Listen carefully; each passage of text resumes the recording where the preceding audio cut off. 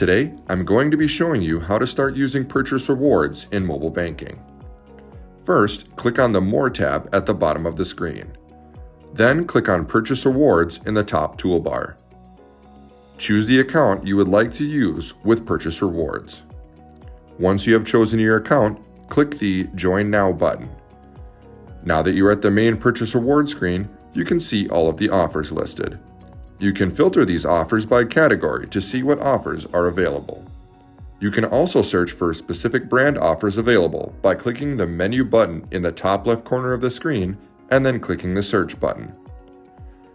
To add an offer, click the Add button next to the offer you would like to use, and then click Shop Now. To see what offers you have active at the main screen, click on the shopping bag icon in the top right corner of the screen, and it will list out the active offers. If you are curious how much you have earned, click the money symbol in the top right corner. You are able to opt out of Purchase Rewards at any time, as well as opt back in to Purchase Rewards